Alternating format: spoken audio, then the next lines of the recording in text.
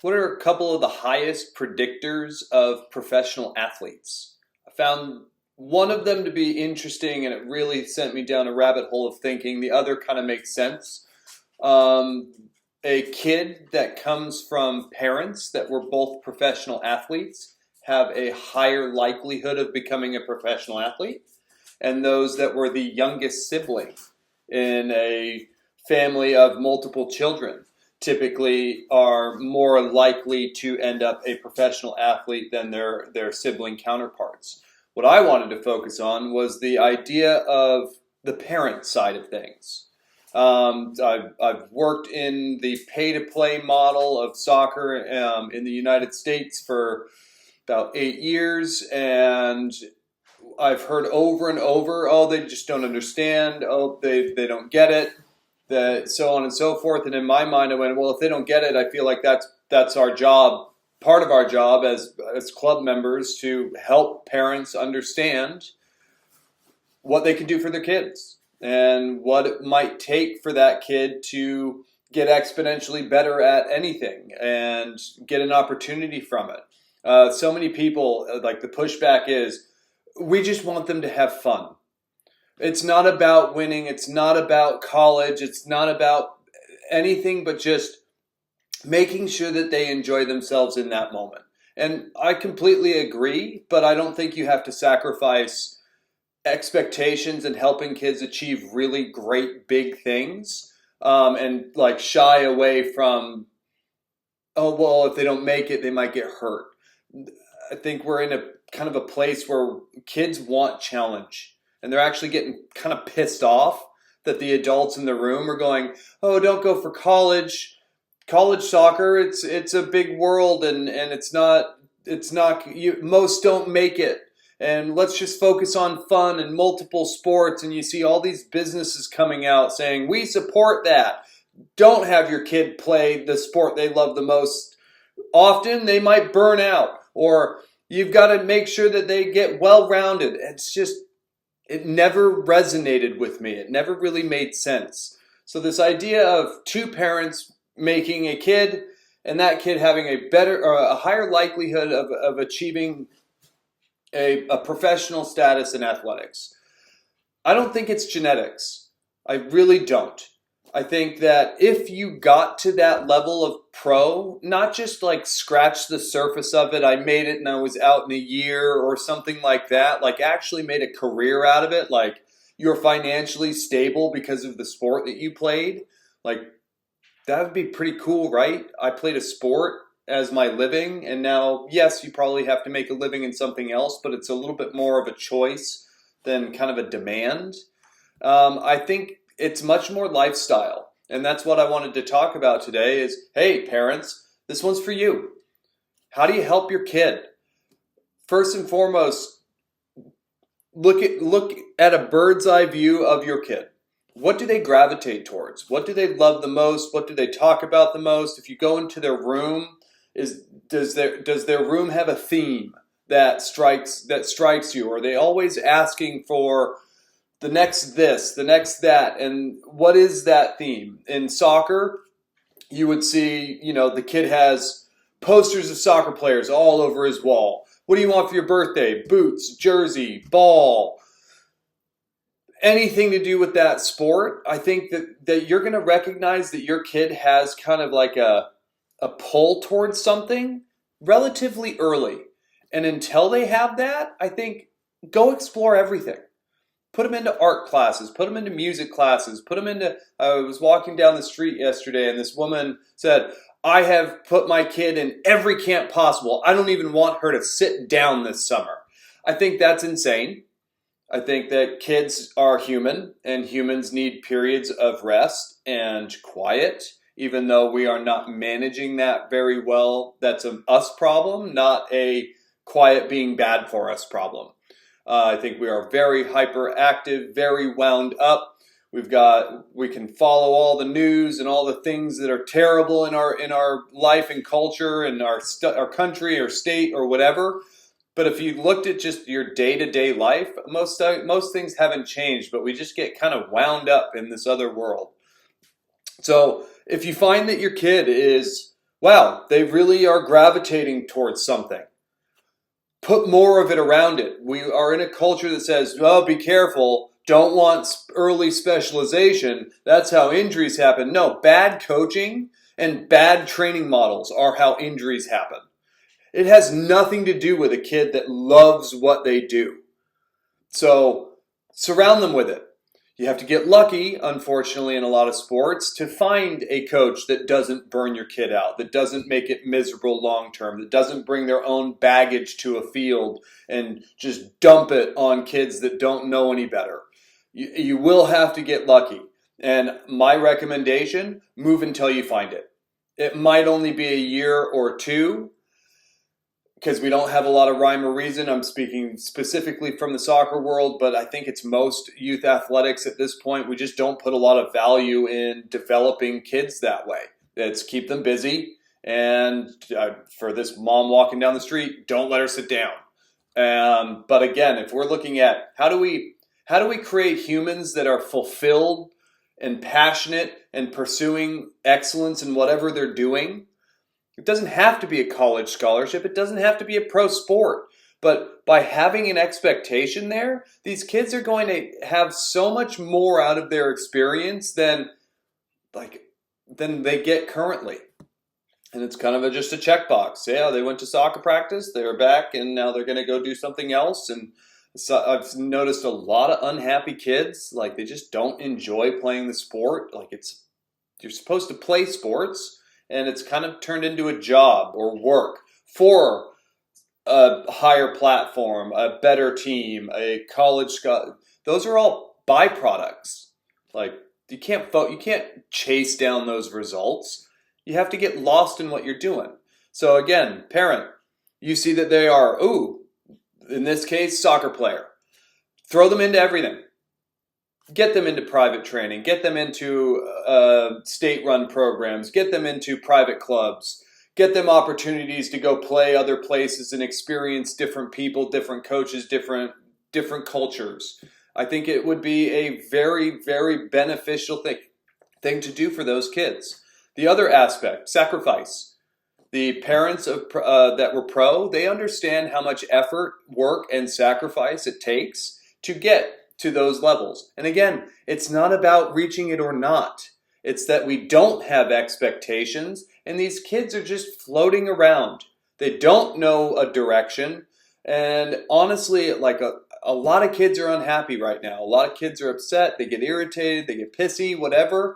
And I think it's just this lack of adults saying, you're a human too.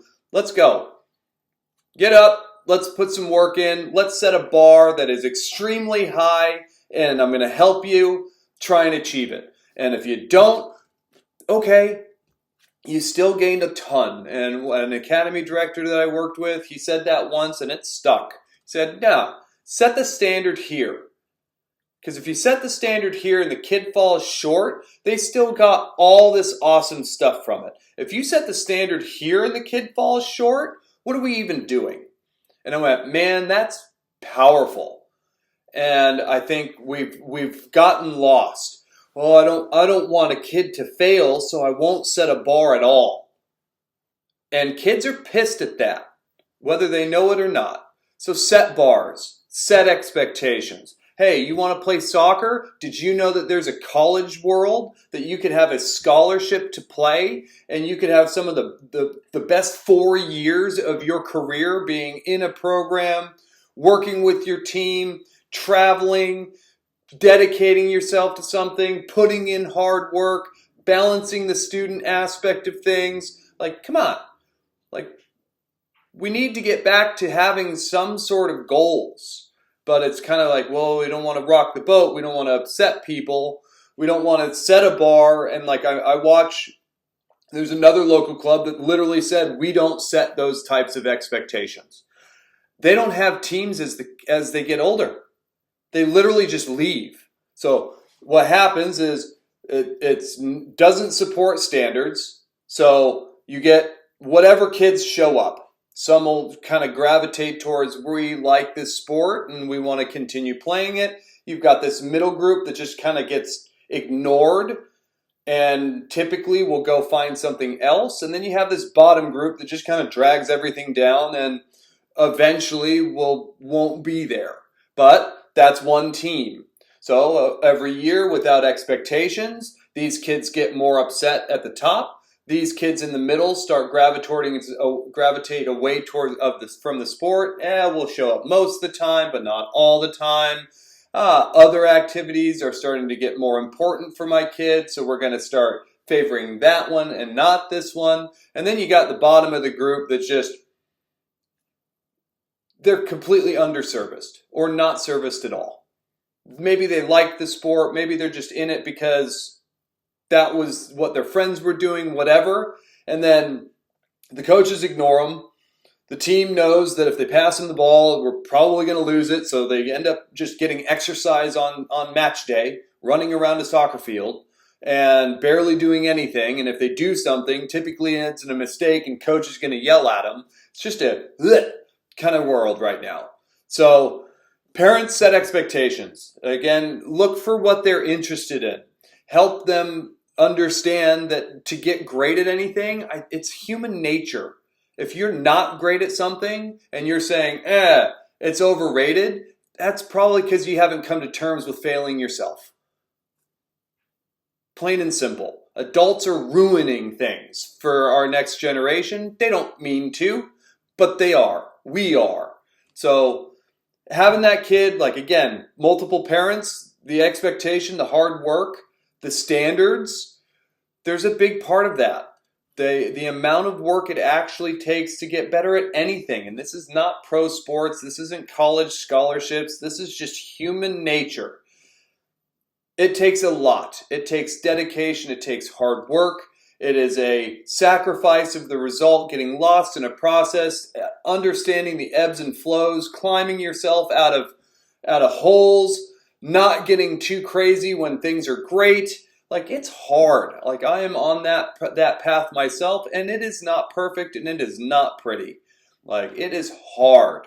But I think that's what we're supposed to do, is pursue hard things, embrace the struggle, and come out better, even if we didn't achieve what we ultimately went out to achieve.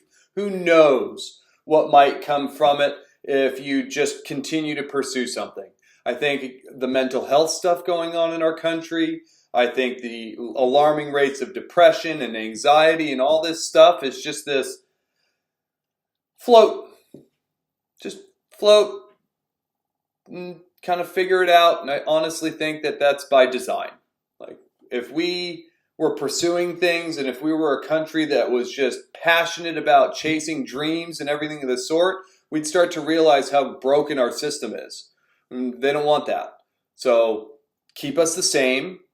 Even if we can get a little worse for our population, even better. That'll keep people making a ton of money. We are a capitalist economy, a capitalist market. It's about money. So just look at where the most go, and those are the people that are probably protecting the world as it is. And we all know, based on what I see on a daily basis, a lot of people aren't happy with what it is. So some of the things that come down to sacrifice, I see, like there. I don't know if it's everywhere, but it definitely is in the area that I live, is if there is time off, it is immediately slammed with so many activities that it is purely to keep busy. Could you also, on a different note, plan based on the support of what your kid loves the most? So again, putting it into soccer. You go, all right, soccer camp. We're going to have a couple soccer camps. We can create some family vacations around those camps. Maybe we just spend 4 days after a camp, 4 days before a camp. And what other activities might support that? Well, soccer is a full body activity. It requires a lot of bracing. It requires a lot of stability. It requires power and endurance. Like, I think it's called the beautiful game because it is an ultimate demand on the human nervous system. From a see, decide, act perspective, it is challenging everything that we are built to do. So if you go, all right, How could I complement that? Takedown sports are amazing for bracing. Amazing.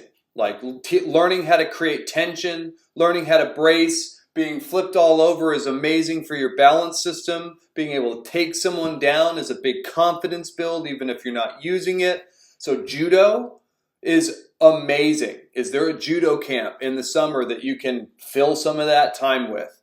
Or get them into BJJ. It's not takedown as much, but it's still understanding the grappling, bracing, movement and combatives with another person. If you watch the last World Cup and you say, no, soccer is not a combative sport, guys are kicking each other, stomping each other. You saw after the World Cup final, it looked like a brawl. Like these guys, like it's serious. So judo is fantastic. Think about the amount of change of direction, up and down, falling, standing, jumping that there is in that sport. Other places that you could really challenge the orientation of where you are in space is gymnastics. Not psychopath Nazi gymnastics, those are out there, but is there a tumbling class, a week-long gymnastics camp, something like that? I say Nazi because one of the stories that I heard initially in my career was just terrifying. I've got a colleague, he kind of gets people as they fall through the cracks of our system. So he gets this girl, she's got knee pain, no one's figured it out, but he's a smart guy, he's very aware, and he just kind of went, there's something odd happening here. And he like, family's in his office, and he's like, hey, would you mind if I just talk to her alone? Like, you've tried everything, you're here because you've fallen through all of the cracks, everything, like the parents gave him all the updates like most parents do while the kid just sits there and doesn't really speak for themselves. And he goes, can I just talk to your daughter? And they're like, all right. And it's like, look, like I've got windows all over my office. Like you can stand right outside that window if you want.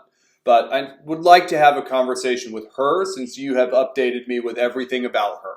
But she hasn't said a word yet. And they go, all right, they leave. And he goes, okay, you got knee pain. Where did it start? And she goes, oh, I don't know, kind of just 13, 14-year-old girl, whatever. Like, again, she heard her parents kind of update everything, so she's mirroring that. And then it was, no, come on. Like, this isn't normal. This doesn't happen. How did you hurt your knee the first time? She goes, I don't really want to talk about it. He goes, well, your parents are spending a whole lot of money and they have taken you everywhere. And it sounds like there's something. Do you want your knee to feel better? Do you want to be in gymnastics? Do you want this to be done? And she was like, well, it was my coach. It's like, oh boy. And the end of that story of taking long enough was you get style points for hyperextension at joints during the finish of sticking the landing. Boom, they throw their knees back, they see this big bowing body, and you get a little style point for that. Well, coach was standing on knees. So athletes were putting their legs on, like sitting in a chair, putting their leg on a chair, and their coach would just slowly step down on their knee to make hyperextension happen.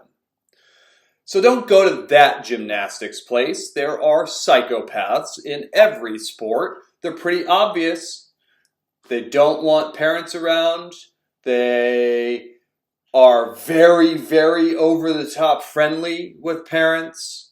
They pull the team away and do things like kind of secretively in the corners. They scream at kids, but then they're really nice to them after. Like, there are a lot of crazy people in there that should not be working with kids, but we don't really have a vetting process for working with kids. So there are a lot of people out there that they're a part of the problem. So don't go to those gymnastics. But you've got judo, you've got gymnastics. It's an endurance and power exercise, soccer is. So you go, all right, how can they build some endurance? Is there a track camp? Could they play with running the mile in the same week that they are working on a 100-meter, in the same week that they're learning shot put and javelin. And what a great idea. So if you need to fill your kid's schedule, can you at least fill it with things that complement what they love to do the most? And again, the idea of, don't set big expectations. College, don't talk about college. Pro, certainly not. We're not a pro-driven club. Stop it. Set that bar. Kids are pissed that you don't. Help them. Support them. Make sure that they feel like it's theirs, not yours as an adult. You played. It is not you anymore. Focus on that kid. Focus on what they need. Support them. Help them recognize the amount of work and sacrifice required to get great at anything, and just start cultivating. There's a little bit of you can imagine how nightmarish my mind is sometimes to think, I heard a stat about professional athletes coming from 2 parent professional athletes, and you can see the rabbit holes that my mind goes into. But I think it's an important one because I don't see there's not one person or not one family out there that I'm going, wow, they're really supporting what that kid absolutely loves to do. Most of the time, it's sacrifice the sport for everything the family's up to. And again, it's no problem, but you need to know that you're doing that. The idea of just, summer, and everyone loses their mind and they just go everywhere. Well, your kid didn't play their sport for 3 weeks. That's a detriment. That does have an impact. They come back, maybe they get hurt. They come back, maybe they're just this far behind and they make some big mistakes in the tournament that they desperately wanted to play well in. Maybe as they get older, I made that mistake and a college coach was standing on the sideline. Like, the implications as they get older get bigger and bigger, and I don't know where they're going to learn the sacrifice and the hard work to get great at anything if what they love as kids doesn't have that in it. So set expectations. Put a bar extremely high for your kid. Tell them that you are there to help them out, be a mentor for them. Yes, I am your parent, but I am also here to help you do what you want to do. How many parents are having that conversation? I don't know that there are many. If you need a resource as a parent, how do I talk to my kid? How do I work with my kid? Dr. Yeager, Yeager, the book is called 10 to 25. And it is all about the science and what is required to help 10 to 25-year-olds. And after reading it myself, I went, we aren't doing that. There are some, always. But collectively, we are not helping 10 to 25-year-olds. The nuts and bolts of that simply, and then I'm off of this, would be we have enforcers. Enforcers set an expectation. Say, this is the standard. Meet it. And if you don't, you go, not that, do better. Not that either. You need to be more dynamic. Nope, not that. You need to be more aggressive. Nope, you need to put crosses in the box. Nope, you're not playing because you didn't get there. So they have the expectation, but they aren't helping the player get there. They're just critiquing the player. Not good enough. Good enough. Not good enough. Good enough. Over and over. So people make it in that environment with that coach, with that enforcer. But most of the time, they end up making it out of spite. And I work with those players. College players that got to high levels out of spite from youth coaches, they're not in a mentally healthy place. It's like they need enemies. That guy, it's not healthy. I see it, I see them struggle. Yes, they're playing at an extremely high level, but they don't enjoy it. They aren't grasping it. It's this idea of, I need someone else to stick it to. So that's kind of what the enforcer mindset or the enforcer coach brings. Then you have the protectors. The protectors don't want they don't want the kids to face the adversity. They don't want them to feel sad. They don't want them to feel hurt. They don't want them to fail. And so they support and support and support and support and support those kids.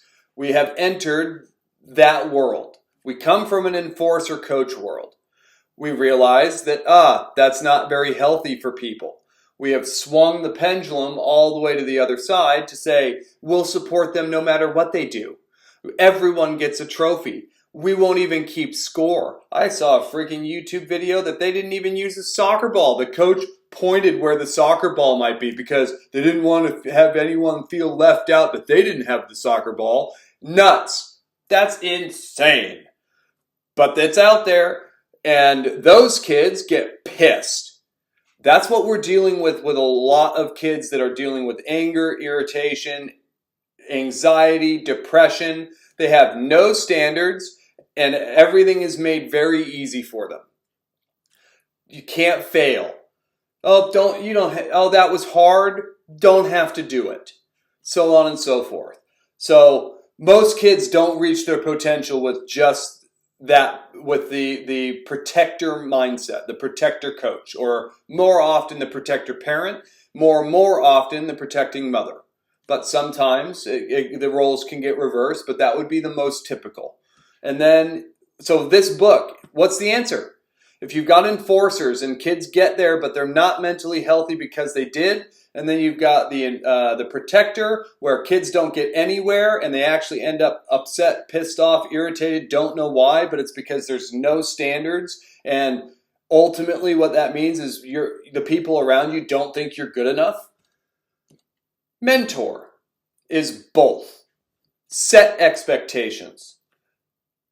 Support their efforts to reach those expectations. And that is a much different coach.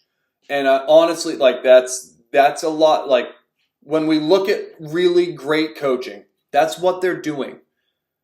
Like plain and simple. I read a lot about high-level coaches in my sport, soccer. I'm a studier. I'm curious. If Pep Guardiola wins freaking 10 out of 13 pieces of hardware at Bayern Munich in 3 years, I want to know what that was about. Carlo Ancelotti, one of the winningest coaches of all time, has bounced around massive clubs and found success. I want to know. Mourinho, I want to know. The root that I found out of all of them, Ferguson, Arsene Wenger, like a good core of people. Pep Guardiola, Johan Cruyff, like just to give you an idea of some of the things that I read, it's all about human connection. It is all about connecting with those individuals so that they trust that you're there to help them. And they all had insane standards. Insane. But every one of them went, you've got to connect with every individual, and that is such a hard thing to do from my experience. To be a head coach, thinking team, you stay there. It's so hard to go, yes, my responsibility is team, but how do I get there? Get next to that kid. Get next to this kid. Get next to that kid.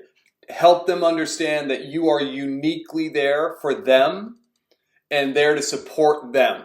There is no one size fits all, do as I say and you will get where you want to go. It is purely about helping each individual, and that's why I think coaching should be a profession in this country. If we want to see soccer change in this country, we've got to get to a professional level of coaches at our lower levels. Because right now it is a side hustle and it pays health insurance or groceries or gives you a really awesome vacation with your family.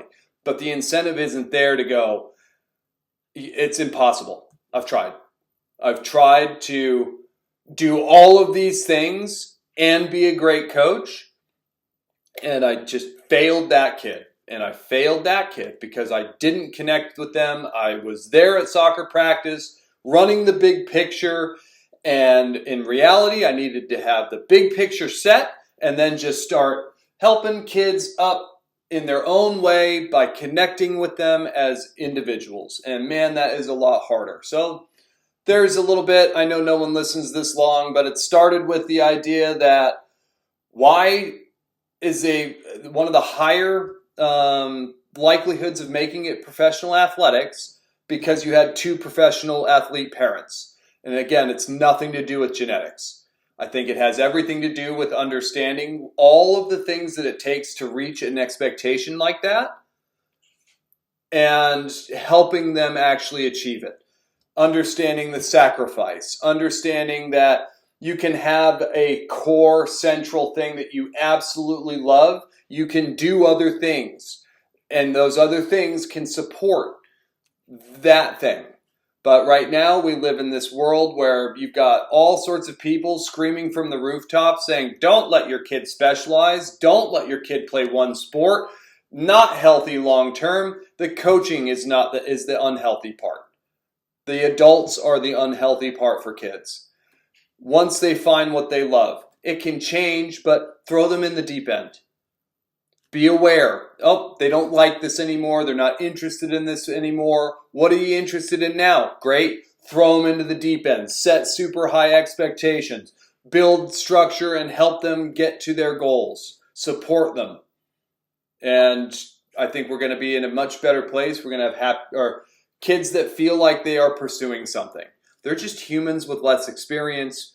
Adults said kids are dumb or kids don't know any better. They do.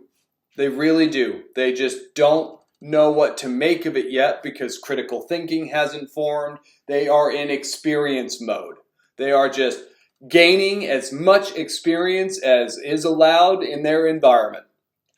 It's up to us as adults to help them understand the experiences they're going through. There you go.